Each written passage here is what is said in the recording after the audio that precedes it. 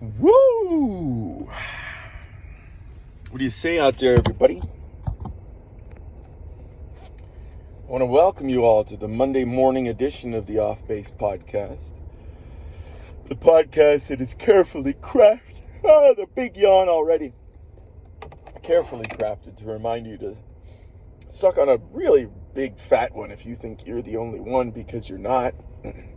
I'm your host. I'm the Rocky Mountain no-name Jackass, and it's 45 degrees here in the city of Aurora at 7:52 in the a.m. on Monday. As I look at the date, May 23rd, 2022. All right. Time for the chaw. Chaw time.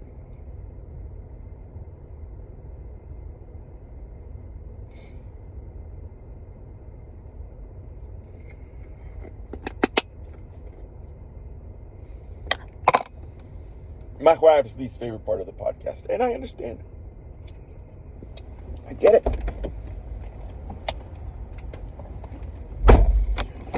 Okay. We move forward. People. We got a bunch of things to talk about here. Number one, my lovely lady is going on TDY today. And if those of you who are unfamiliar with military parlance, TDY stands for temporary duty.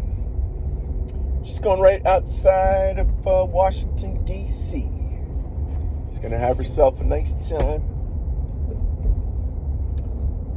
Well, I don't know if she's going to have a nice time. But she will be missed. That is for certain. She will return on Friday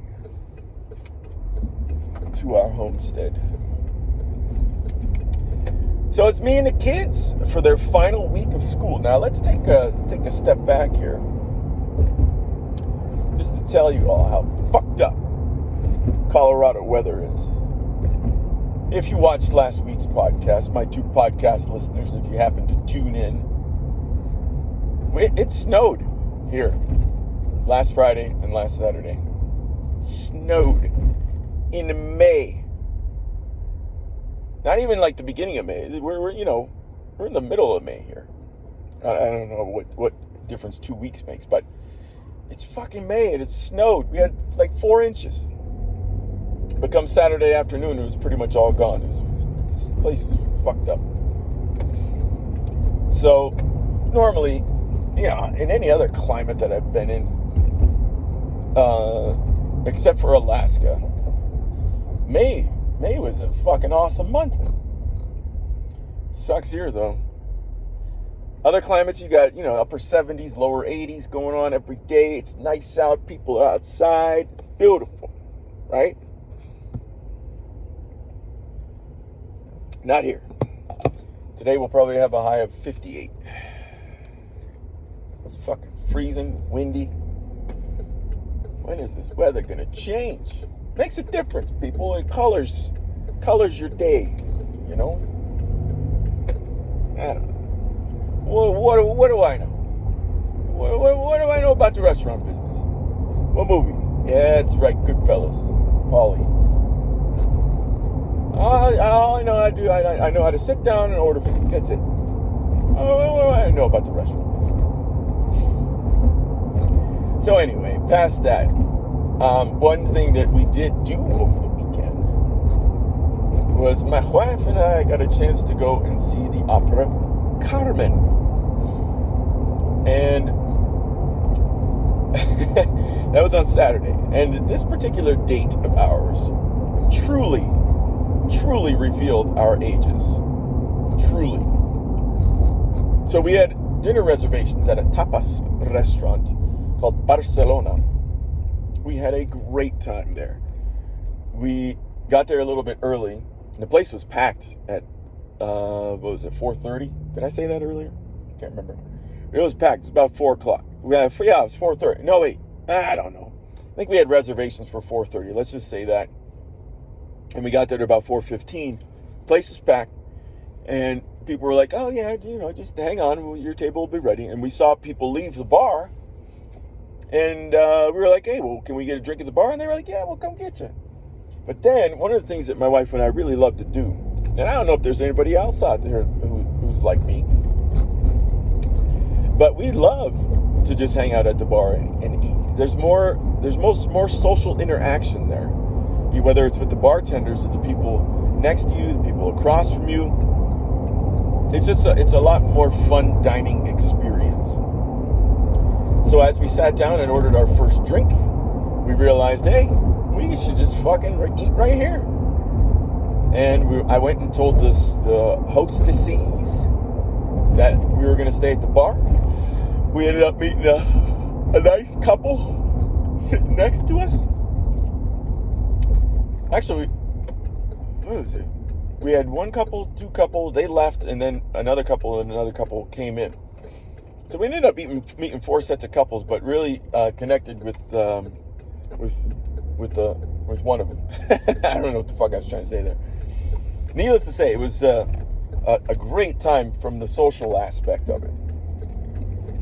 Food-wise, there wasn't anything I can really remember that we had, like stood out. I remember what we had. Like we had, to start, I had a nice small glass of cava, a 3-ounce glass of cava. And my wife, I can't remember what she got, but we had bacon wrapped dates and croquettes to start it off. And then from there, I went to white wine and we got a shrimp dish. It was okay. And I ordered wahoo, which I'd never had before. And wahoo, for some reason, that's what they call, that's like the nickname of anybody who attends the University of Virginia. They're called wahoos. Why? I don't know. Somebody just beeped and I don't know why they were beeping. I don't know if it was at me or not.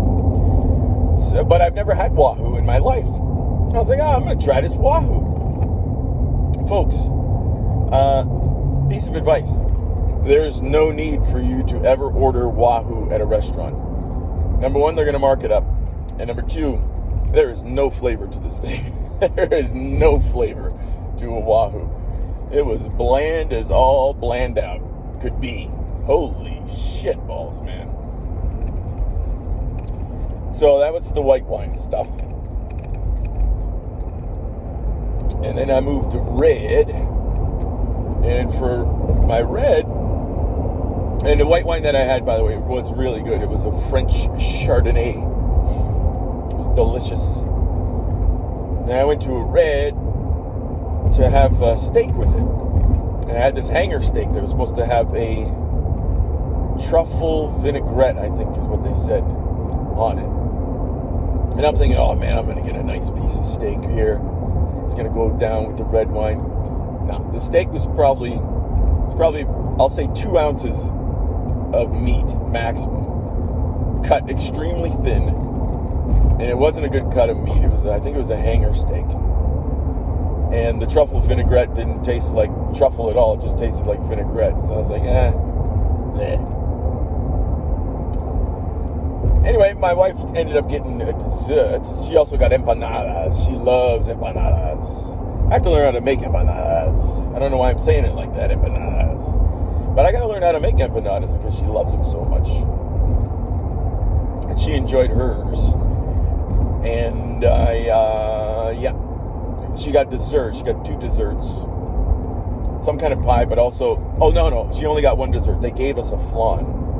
And we didn't even order it. And the fucking flan was probably the best thing that we had the whole time we were there. But anyway, so point being is that the socialization aspect was the best part of our date on Saturday night. Now, after we leave the restaurant, well, then we head on over to the show. And we got there. I got another glass of champagne. Well, it's Prosecco. And they put this blackberry liqueur in it. That was fucking delicious. And we sit down to watch the show. We watch the first act. There's a couple of songs that are in the first act that I'm quite familiar with.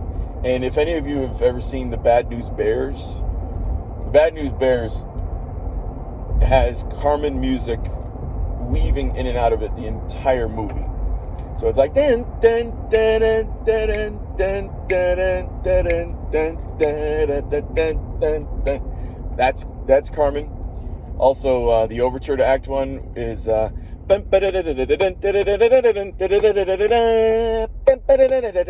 you get it. You get the idea. That's Carmen as well.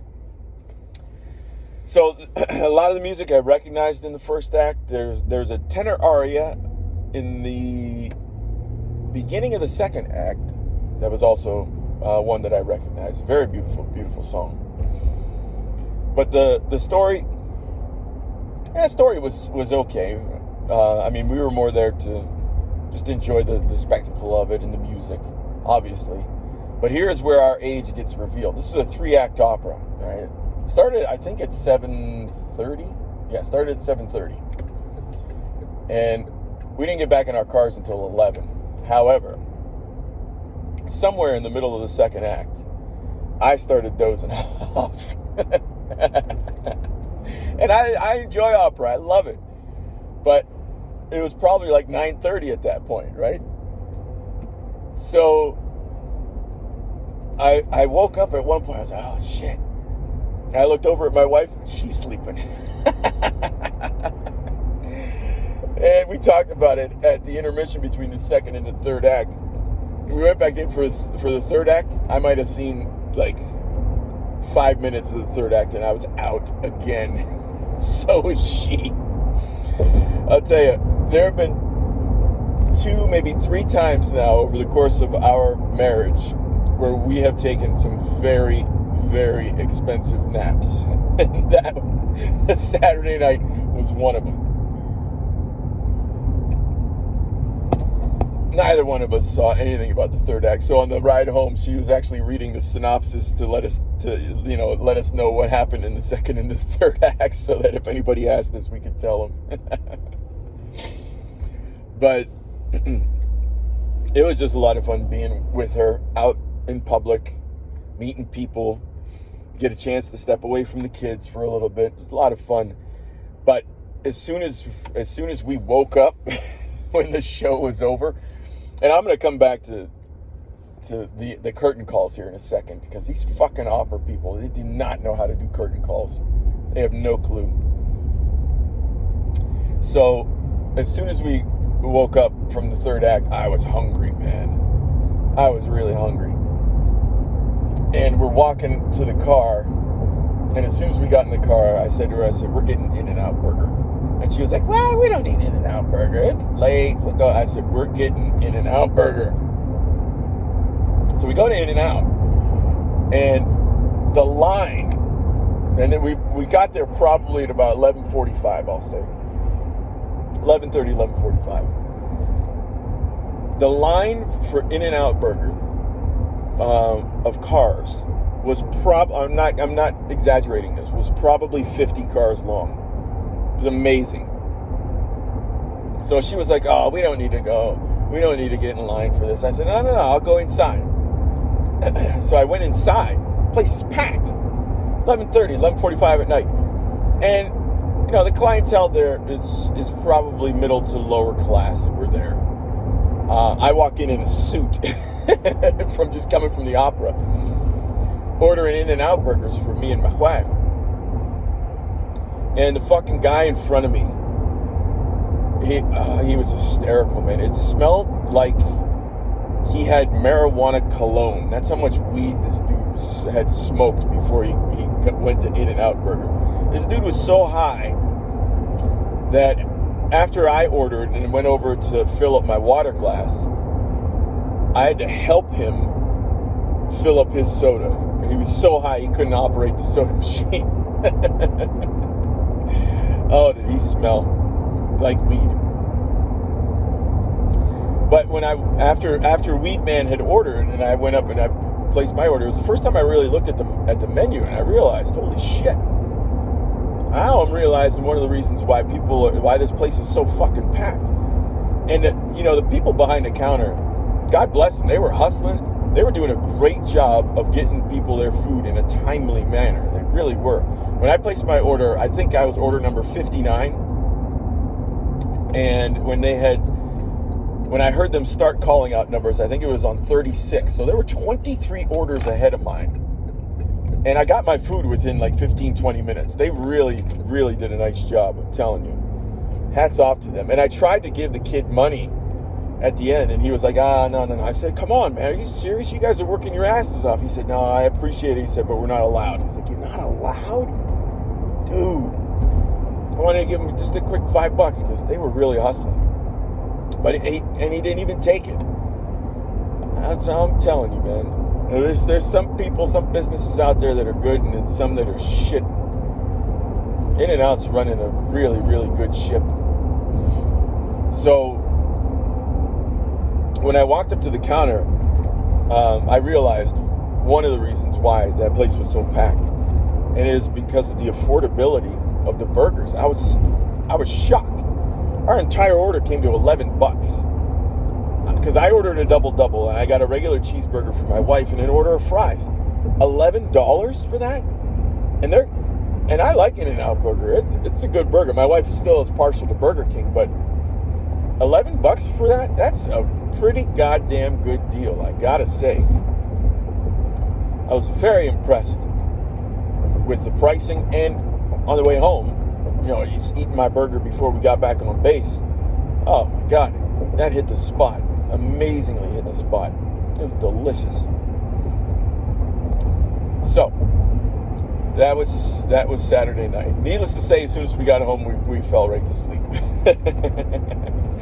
after getting our nap at the opera. Now, the last time that we did that, it was 2012, I think, 7 years ago.